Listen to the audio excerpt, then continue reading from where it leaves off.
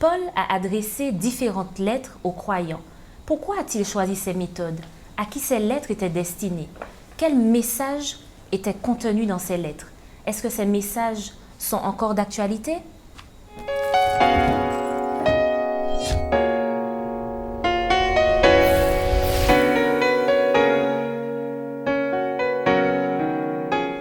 Bienvenue, chers amis, dans votre émission Autrement dit. C'est un plaisir pour nous de vous retrouver. Je suis en compagnie de Samuel Flamand et Eddie Michel Carpin. Bienvenue à tous les deux. Alors, lors de notre précédente étude, nous avons découvert Paul. Il s'avère que Paul est un personnage central dans les évangiles. Et cette semaine, nous allons parler plus précisément du message de Paul et de sa mission. Alors, on sait que Paul a écrit plusieurs lettres. À qui ces lettres étaient destinées et quels étaient les messages que contenaient ces lettres? Bien, Paul a écrit effectivement 13 épîtres, donc des lettres à des églises, mais également à des hommes, Timothée, Tite, Philémon. Et à chaque fois, l'objectif était d'encourager, de permettre à ces églises qu'il avait pu visiter lors de ses voyages missionnaires de garder cet ancrage en Christ. Et il y avait également dans ces lettres très souvent des messages par rapport à des problèmes qu'il y avait dans ces églises-là.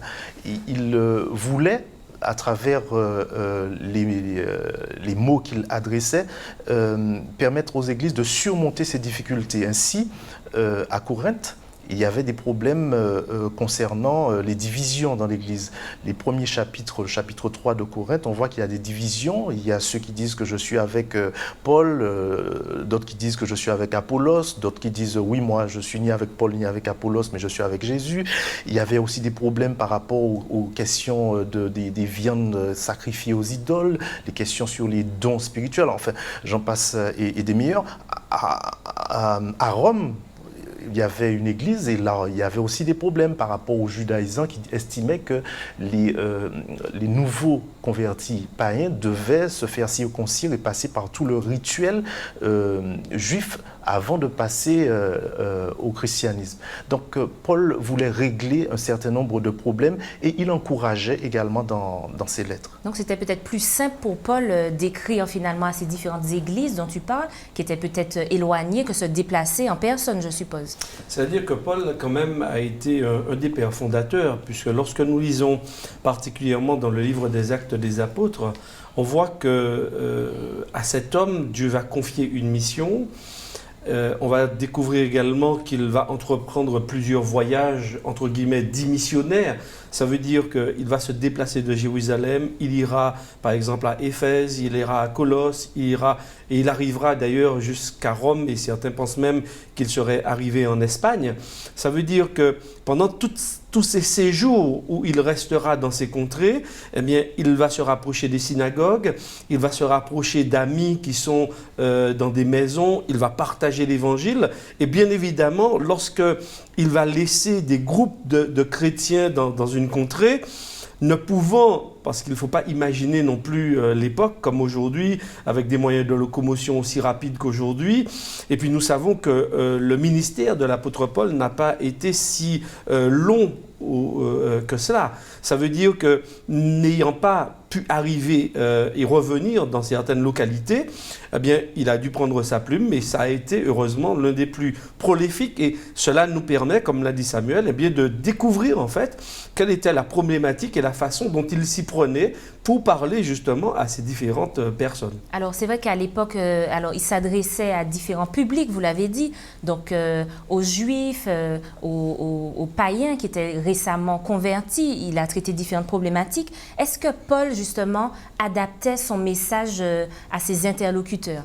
Je dirais qu'il trouvait des portes d'entrée pour pouvoir discuter avec ces personnes. Par exemple, quand on voit l'apôtre Paul avec un public essentiellement composé de juifs, eh bien, il va leur parler essentiellement, par exemple, de la loi de Moïse, de l'enseignement des prophètes, des psaumes, et donc il va faire un lien justement avec toutes avec ce qu'ils connaissent finalement. toutes ces connaissances que ces personnes ont pour les amener à un point culminant pour lui, qui est la personne du Christ, qui est son message, qui est sa mort, qui est sa résurrection. Donc lui, il va utiliser cette porte-là. Par exemple, pour les autres, et particulièrement pour les païens, eh bien, on va découvrir qu'il va particulièrement leur parler du Dieu d'une façon globale, du Dieu créateur, du ciel, de la terre, de ce Dieu qui est capable de guérir, d'apporter quelque chose de concret dans la vie de ceux qui sont là. Donc oui, je ne dirais pas qu'il va adapter, mais il va se faire justement en ayant une certaine connaissance de ce public. Et d'ailleurs, on le dit même encore aujourd'hui, tout bon orateur doit savoir s'adapter au public auquel il s'adresse. Donc je pense que l'apôtre Paul, et au travers des écrits, on le comprend bien. Par exemple, une des épîtres qui, même si nous ne l'étudions pas, mais pour ma part, qui est vraiment forte et qui fait ressortir cette notion, par exemple, c'est l'épître aux Hébreux. Alors bien évidemment, même s'il y a un certain nombre de controverses par rapport à l'auteur de cette épître, mais nous croyons et nous avons un certain nombre de certitudes montrant que c'est l'apôtre Paul qui aurait écrit cette épître. Eh bien, quand on lit cette épître, on voit bien que c'est quand même un public juif que, premièrement, il s'adresse. Ça ne veut pas dire que le contenu ne peut pas être exploité et compris par les autres, non. Mais il va chercher particulièrement dans cette épître à montrer que tout ce qui était connu, par exemple, comme les sacrifices, comme le ministère du souverain sacrificateur, eh bien, tout cela était là pour révéler, pour amener à un point culminant qui est la personne de Christ par rapport à son ministère. Donc je crois qu'un juif pratiquant qui lisait par exemple l'épître aux Hébreux, eh bien, était beaucoup plus à même qu'un autre de comprendre qui était la personne de Jésus et le ministère, en fait, que toute cette tradition, je dirais, tout cet enseignement reçu, pouvait lui apporter aujourd'hui et comprendre qui était la personne de Jésus. Ce que peut-être un autre ne pourrait pas forcément comprendre d'emblée. Alors effectivement, il a utilisé d'autres images. Samuel, tu nous en diras plus, notamment quand il s'adressait aux Grecs. Comment s'adressait-il à ce public? Oui, en fait, l'apôtre Paul, alors Eddie Michel ne veut pas parler d'adaptation, mais en fait, il utilisait le contexte dans lequel il évoluait et un contexte qui parle aux gens. Quand il parle aux Grecs, il va utiliser beaucoup des images qui renvoient aux Jeux Olympiques, aux courses, à ce qui se passe dans les stades, au pugilat. Tout cela, c'était des choses qui avaient lieu à cette époque-là et qui avaient un très grand succès.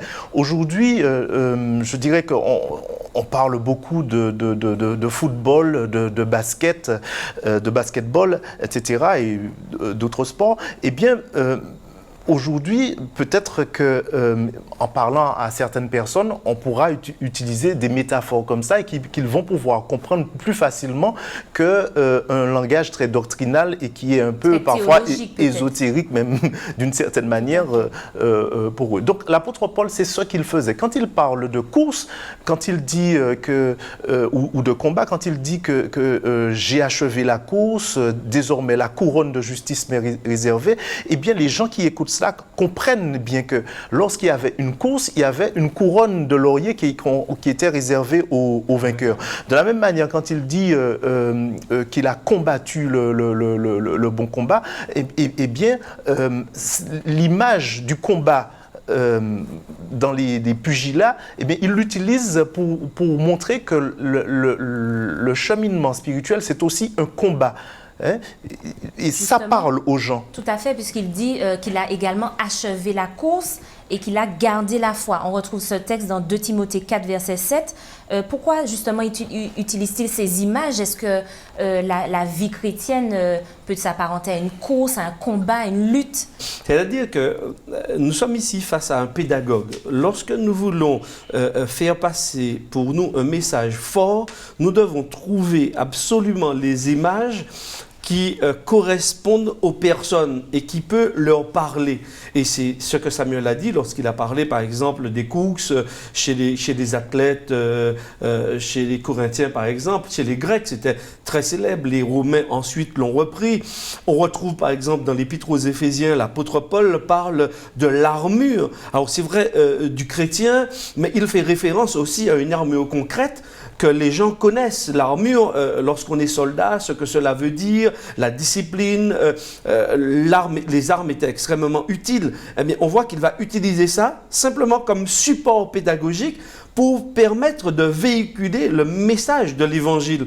Parce que derrière cela, ce que l'apôtre Paul veut faire, c'est justement véhiculer ce message de l'Évangile et que cela puisse rester ancré dans le cerveau de ses auditeurs. Donc, bien évidemment, ça nous demande un véritable travail, une véritable réflexion pour trouver, et c'est pourquoi tout à l'heure je disais, il trouvait les portes d'entrée.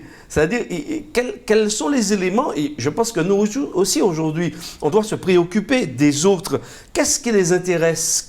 Comment les aborder? Parce qu'ils ont des visions, des interprétations différentes. Comment aborder quelqu'un qui ne partage pas nos convictions, notre foi, sans heurter cette personne et toutefois en arrivant finalement au moment où on va partager réellement nos convictions? Alors je dirais heurter, ce n'est pas toujours facile parce que même l'apôtre Paul, quand on lit ses discours, lorsqu'on le regarde par exemple, on le voit dans Actes chapitre 17, lorsqu'il était à l'Aréopage et qu'il parlait devant ces Grecs, à un moment donné certains se sont moqués de lui, l'ont laissé, et on découvre aussi que d'autres au contraire ont cru.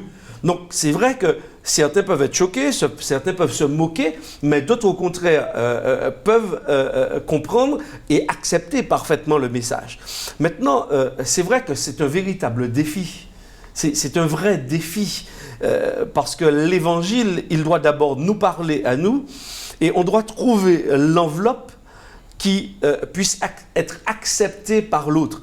Maintenant, nous ne sommes pas là non plus pour choquer premièrement, et pour dévaloriser, premièrement, les croyances des autres. Au contraire, moi, ce que je trouve très intéressant, et même dans le discours de l'Aréopage, dans Actes chapitre 17, c'est que, par exemple, là, Paul ne va pas se moquer, premièrement, de leur Dieu, mais il va attirer l'attention en disant, mais tiens, vous êtes extraordinaire, parce que vous avez, c'est-à-dire par peur, vous ne voulez vraiment pas heurter les dieux, parce que vous avez même une idole à un Dieu inconnu. Et à partir de cela, eh bien, il va argumenter et il va présenter son message. Donc, on voit que Paul ne va pas d'abord casser les autres, leurs croyances. Non, il les respecte dans un premier temps et il va les amener à partir de ce qu'ils connaissent, à partir de leurs croyances, il va les amener à la compréhension de ce message extraordinaire qu'il veut leur présenter. Effectivement, c'est un cheminement. Comment déceler le bon moment pour parler à certaines personnes de certaines vérités? Alors, je ne sais pas s'il faut forcément déceler, ou en tout cas si on est en capacité à tout moment de déceler le bon moment. Parce que il y a des personnes qui acceptent le message après l'avoir entendu de plusieurs personnes qui chacun ont apporté leur contribution à l'acceptation future du message par cette personne-là. C'est un peu ce que l'apôtre Paul disait quand on lui parle des divisions dans l'Église. Il dit, ceux qui disaient qu'ils étaient, j'ai évoqué ça tout à l'heure, plus avec Apollos, plus avec un tel, etc., ou avec Céphas, donc Pierre, il disait, bon, Apollos a osé, moi j'ai, etc. Enfin, il disait que chacun avait fait sa part. Donc, il faut que nous fassions confiance à l'Esprit de Dieu. Il nous confie une mission, mais ce n'est pas à nous de dire que lorsque nous apportons le message, eh bien, il faut absolument qu'à ce moment-là, que la personne accepte. La Donc, personne on ne va accepte, pas seul dans la bataille, la personne accepte en son temps. Quand Dieu, l'Esprit de Dieu fait son travail, la personne acceptera au moment où Dieu, où l'Esprit de Dieu aura fait son travail suffisamment pour amener cette personne-là à Christ. Enfin, ce qui est important dans cette mission qui nous est confiée par Dieu, c'est de comprendre que nous avons une responsabilité, c'est de partager, c'est de transmettre. Le reste appartient à Dieu. Donc nous avons une obligation de moyens et pas de résultats. Voilà. Et c'est ce qui me plaît particulièrement quand j'étudie le livre des Actes des Apôtres, c'est que je vois que chacun pose, comme un peu Samuel vient de l'exposer, chacun sème, mais derrière, c'est le Seigneur qui fait croître en son temps. Donc être missionnaire, ce n'est pas premièrement chercher à convaincre des gens, tout de suite, et que parce que nous leur avons présenté l'évangile, la bonne nouvelle, tout de suite ils vont se convertir. Oui, il y a certaines personnes qui vont se donner au Seigneur, mais il y a d'autres aussi, comme Samuel le dit, qui vont peut-être prendre un peu plus de temps, qui vont entendre un autre partage, qui vont entendre un autre partager cet évangile d'une autre manière, avec d'autres illustrations, et à un moment donné, dans son cœur, eh bien, il sera prêt et il va grandir et il va mûrir avec le Seigneur. Mais donc pour moi, cela est extrêmement important. Ce n'est pas à nous de décider le moment et l'heure. Par contre, il nous incombe de pouvoir l'adapter, de pouvoir justement trouver les portes d'entrée pour communiquer et partager cet évangile. Ça, c'est un peu ce que je comprends personnellement dans la lecture justement de ces lettres de Paul, dans la lecture des actes du livre des Actes des Apôtres. Alors dans ces lettres justement, il y a un autre point central. Paul aborde la loi. Alors il y a un verset qui m'a vraiment interpellée dans Romains 3, le verset 19, qui dit « Or nous savons que tout ce que dit la loi, elle le dit à ceux qui sont sous la loi. » Alors, est-ce que vous pouvez expliquer un petit peu ce verset? Ça veut dire quoi être sous la loi? Et est-ce que ça veut dire que certaines personnes seraient émancipées de la loi et d'autres non? Est-ce que la loi serait abolie à la croix, comme certaines personnes le prétendent?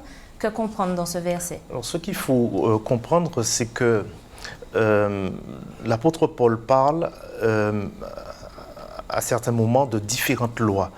Il y a ce qu'on appelle la loi morale, les 10 commandements. Il parle aussi de la loi cérémonielle et de tout le rituel, de la prêtrise, des sacrifices aussi. Donc il parle de la loi de Moïse, il parle de la loi de Christ ou de Dieu.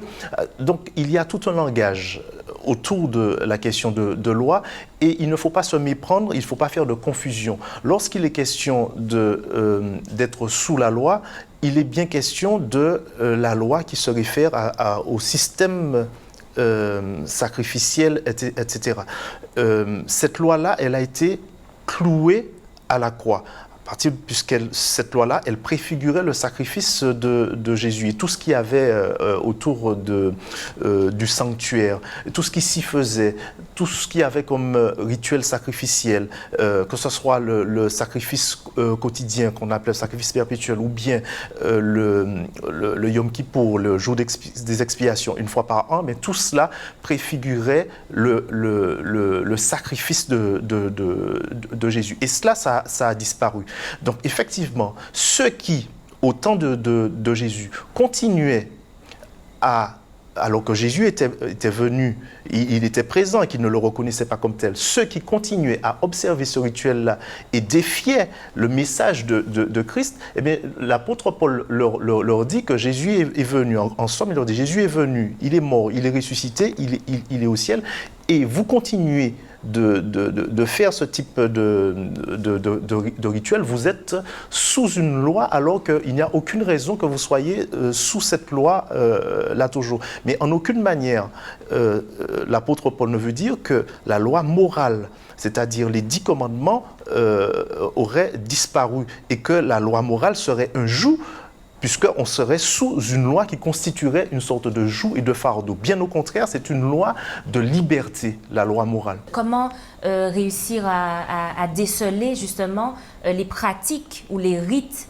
qui seraient donc abolis et plus nécessaires depuis la venue du Christ et sa résurrection, et ceux qui doivent demeurer et qu'on doit perpétrer? Alors fondamentalement, je pense qu'il faut étudier chaque texte dans son contexte. Parce que nous avons répondu un peu à la question de façon globale, mais en fait, chaque épître de Paul, lorsqu'il utilise cette expression, c'est dans un contexte donné. Et le contexte, c'est le contexte qui va nous permettre d'interpréter et de comprendre ce qu'il veut dire. Et je crois que Samuel a parfaitement raison, et c'est là aussi où il y a une certaine difficulté, c'est qu'on utilise un seul mot, mais ce mot-là, quand on l'utilise dans les écrits bibliques, on voit qu'il ne veut pas dire une seule chose. Le mot loi, par exemple, ne se réfère pas, par exemple, qu'aux 10 commandements. Il se réfère parfois à tout l'ensemble des écrits de Moïse, c'est-à-dire Genèse, Exode, Lévitique, Nombre, Deutéronome. Les 5 livres de Moïse étaient aussi appelés la loi. Donc, ensuite, à l'intérieur de cela, Samuel en a parlé, on fait référence aussi à tout le rituel lévitique, etc. Donc, c'est le contexte qui va nous permettre de dire, OK, là, il est en train de parler de cela. Et donc, par ailleurs, justement, pour revenir à la notion de loi, il dit, mais pécherions-nous encore parce que nous sommes sous la grâce? Donc, ça veut dire que... Et il dira, mais non, je n'ai connu le péché que par la loi. Mais de quelle loi est-ce qu'il parle? Est-ce qu'il parle de la loi du rituel lévitique? Non, on comprend bien qu'il fait référence à une autre loi. Mais pourtant, c'est le même mot. Donc, ça demande quand même une connaissance pour ça demande justement comprendre. Une certaine prudence et de remettre les choses dans le contexte immédiat, le contexte large de l'épître, pour nous permettre justement de garder une philosophie dans l'interprétation et de ne pas faire dire au texte ce qu'il ne dit pas. Parce que ce serait vraiment un véritable danger. Quels sont les rituels ou les lois qui seraient justement clouées, comme tu l'as dit, à la croix? Alors, quand je dis clouer à la croix, je vais dire les choses de manière beaucoup plus explicite. C'est-à-dire que toutes ces lois-là, qui sont liées au rituel du sanctuaire, c'est-à-dire les sacrifices. Le souverain sacrificateur officiait dans le sanctuaire, c'était une représentation, le sacrificateur, le souverain sacrificateur de Jésus, qui est considéré comme étant le grand souverain sacrificateur. Il va intervenir pour les sacrifices. L'agneau qui était immolé, eh bien, représente le Christ qui devait être immolé. À partir du moment où Jésus est mort sur la croix, et d'ailleurs quand Jésus meurt, il y a le voile du temple qui se déchire, il y a un certain nombre de choses qui se passent. À partir du moment où Jésus meurt, tout ce rituel-là n'a plus sa raison d'être. Et l'homme a un accès direct à Dieu, parce que pour obtenir le pardon de ses péchés, qu'est-ce que l'homme devait faire? Il devait passer par les sacrificateurs, notamment par le souverain sacrificateur. Et là, le voile du temple qui se déchire montre bien qu'il y a inauguration de notre paradigme, de notre modèle de relation avec Dieu. Et dans cette relation-là, l'homme va désormais s'adresser directement à Jésus-Christ. Alors, c'est très clair. Tout de même, est-ce que les 10 commandements, en tout cas, qui sont quand même dans l'Ancien Testament, est-ce que ces 10 commandements-là demeurent? C'est-à-dire qu'il faut bien comprendre que nous sommes un peu comme sur une route. Sur une route, on a besoin d'un certain nombre de panneaux pour nous dire si on va à droite, si on va à gauche, si on doit aller tout droit, si on doit freiner. Je crois que la loi de Dieu, les 10 commandements en l'occurrence, c'est un peu cette expression du code de la route. Ce sont ces panneaux qui sont sur notre route pour nous dire, OK, dans quelle mesure est-ce que nous demeurons dans le chemin avec Dieu ou à quel moment est-ce que nous nous en écartons. Donc, à mon avis, ce serait dire qu'il n'existe plus, serait dire aujourd'hui que justement tout le code de la route n'existe plus. Mais on peut imaginer ce que cela peut produire sur la route si on dit que le code de la route n'existe plus. Oui, ce serait l'anarchie. Voilà. Et donc, je crois, oui, qu'on a besoin d'une orientation pour nous permettre de nous situer et savoir où est-ce que l'on est. Et cette orientation est donnée à travers les 10 commandements. Toutefois, comprenons-le bien, ce n'est pas parce qu'on observe les commandements que l'on est sauvé. Non, le salut, c'est un cadeau, c'est un don de Dieu. Et l'apôtre Paul, dans toutes ses épîtres, va le répéter, va le marteler. C'est un cadeau de Dieu. Mais quand on reçoit un cadeau, eh bien, on cherche désormais, par sa puissance, à vivre selon la voie de Dieu. La meilleure manière de savoir quelle est la voie de Dieu, c'est au moins de lire sa parole. C'est au moins de connaître le code de la route, entre guillemets, et de se dire, voilà, je comprends maintenant ce que Dieu attend de moi. Et donc, je vis pleinement par rapport à cela, mais je ne peux pas et je ne pourrai en aucune manière supprimer le commandement qui me dit, par exemple, tu ne tueras point. C'est pas possible, c'est pas envisageable du point de vue de Dieu, parce que les hommes ne sont pas appelés à s'entretuer. Ils ne sont pas appelés à convoiter, ils ne sont pas appelés à voler, à se voler, ils sont appelés aussi à adorer Dieu comme Dieu le demande. Dieu ne souhaite pas que les hommes se tournent vers d'autres idoles. Mais je crois que le cadre des 10 commandements nous permet justement entièrement à tous les êtres humains à notre époque. Et les 10 commandements nous disent un peu, ok, voilà le chemin dans lequel je souhaite que vous marchiez. Marchez-y avec ma grâce, avec le salut que je vous donne. Alors, il y a également un autre point que j'aimerais aborder. Paul en parle dans ses différentes lettres, de la mort et de la résurrection de Jésus-Christ. Il en parle beaucoup. En quoi est-ce essentiel de parler de Christ mort et de Christ ressuscité? Mais Paul dit que il n'a entendu autre chose que Jésus-Christ et Jésus-Christ crucifié. À tel point que certains ont pu dire qu'il professait un Dieu mort. Mais dans d'autres passages, et très souvent, on voit que Paul parle de Jésus ressuscité. C'est ce qui est essentiel. Il est mort, mais il est ressuscité. Et la mort de Jésus et sa résurrection, c'est ce qui nous permet d'avoir l'espérance du salut, l'espérance d'une vie future et de l'éternité. Parce que si, et Paul argumente d'ailleurs très bien sur cette question-là dans l'un de ses épîtres, si Jésus-Christ n'est pas mort et s'il n'est pas ressuscité, eh bien notre foi, elle est vaine. Autant arrêter les missions que nous sommes en train de faire là parce que ça veut dire qu'on n'a plus d'espérance, on n'a plus aucune espérance. Il n'y a pas de retour, il n'y a pas de salut, donc c'est un thème central. Et qu'enseigne justement la Bible sur la mort? Mais justement, la mort et la résurrection sont deux thèmes extrêmement clés dans le Nouveau Testament, dans l'Ancien également, mais comme nous sommes un peu dans le Nouveau, et la notion de mort également. C'est-à-dire que pour comprendre la résurrection, il faut comprendre la mort. La mort, selon le texte biblique, la mort, c'est un sommeil. La mort prend une couleur particulière et une définition particulière avec justement la mort et la résurrection de Jésus. Mais déjà dans l'Ancien Testament, sous la plume de l'Ecclésiaste par exemple, Dieu disait que les morts ne savent rien. Il n'y a ni pensée, ni réflexion, ni activité dans le séjour des morts. Les morts dorment.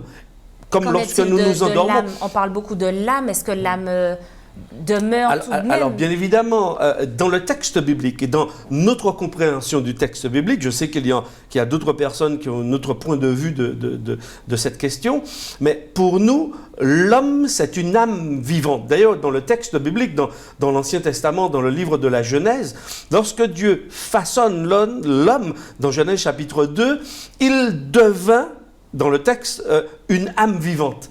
L'homme est une âme vivante. L'homme n'a pas une âme vivante, mais il est une âme vivante. Et de mon point de vue, il y a une différence. Ça veut dire que lorsque... C'est pas indissociable, en fait. C'est pas indissociable. L'homme n'est pas duel dans son être. Il est un.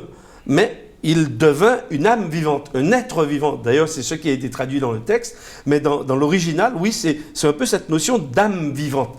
Pour nous arrêter un peu sur la notion d'âme, parce que du point de vue de la Bible, l'homme, lorsqu'il meurt, il dort. Et donc Dieu a le pouvoir de le ramener à la vie. Et donc, si l'homme ne meurt pas, puisque l'âme serait immortelle, quel aurait donc le sens de la résurrection ? Puisque c'est pas l'âme, Dieu n'a pas besoin de notre âme, Dieu n'a pas besoin de quelque chose d'immortel. Quelque chose qui est immortel ne peut pas changer, ne peut pas évoluer. Seul Dieu dans la Bible, d'ailleurs dans le livre de Timothée, est dit immortel. L'homme, lui, il est mortel. Donc il peut changer, il peut évoluer, il peut il peut changer radicalement.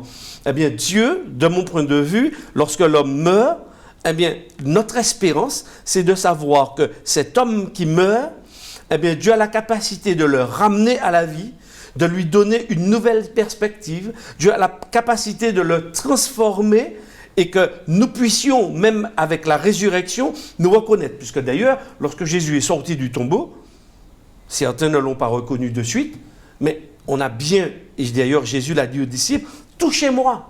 Un esprit n'a ni os ni chair. Donc Jésus a bien montré que non, c'est pas un esprit, c'est pas une vapeur, c'est pas une âme qui est sortie du séjour des morts, comme on pourrait le présenter. Non, non, non. C'est un être vivant, bien vivant, avec la chair, avec des os. Et je crois que c'est ça la notion biblique, en fait, de la mort et de la résurrection. Et c'est là notre espérance, c'est de savoir que l'être que nous voyons, que nous sommes en train de voir, Dieu va le ramener par sa puissance à la vie. Alors, par rapport à ce que tu dis... Juste une chose pour dire que l'équation est biblique et elle est simple. Dans la Genèse, je vais être redondant avec ce qu'Eddie Michel a dit, mais c'est pour bien faire comprendre, dans la Bible, il y a la poussière plus le souffle égale âme vivante. C'est ce que dit le texte de la Genèse. Alors, par rapport à ce que vous apportez comme élément, puisque la mort est un sommeil, est-ce qu'on doit justement, est-ce qu'on doit et qu'on peut prier pour nos amis, notre famille, nos familles bien-aimées qui sont morts? Est-ce qu'on doit prier les saints, prier même la mère de Jésus, etc.? Comment nous positionner face à ces personnes si effectivement elles sont... En fait, chacun travaille à son salut de son vivant. Et on voit cela dans la parabole du riche et de Lazare, notamment. Mais à d'autres occurrences également dans la Bible. C'est de son vivant que chacun travaille à son salut. Il n'est pas pensable, selon le texte biblique, que quelqu'un ait vécu et puis qu'elle aurait, après sa mort, une seconde chance. Il n'y a pas de fondement biblique à cela. À aucun moment dans la Bible, on trouve cette notion de seconde chance. Donc, selon toi, pas de nécessité de prier pour donc, on une âme en sommeil. Donc, la seconde chance, elle ne va pas naître d'un endroit spécial qui aurait été aménagé, je ne sais où, pour que ces personnes-là puissent réfléchir et passer, revenir dans le cercle du salut. Mais il n'est pas pensable non plus que ces personnes-là rentrent dans le cercle du salut parce qu'il y aurait des vivants qui se mettraient à prier pour eux, pour les faire passer de l'enfer ou de presque l'enfer, si je puis dire, au salut. Non, c'est du vivant que nous construisons, qu'on se positionne finalement pour ou contre Dieu, et je préfère dire cela de manière positive, pour l'éternité. Très bien. Merci à vous pour cette étude. Merci également à vous de nous avoir suivis. Rendez-vous la semaine prochaine.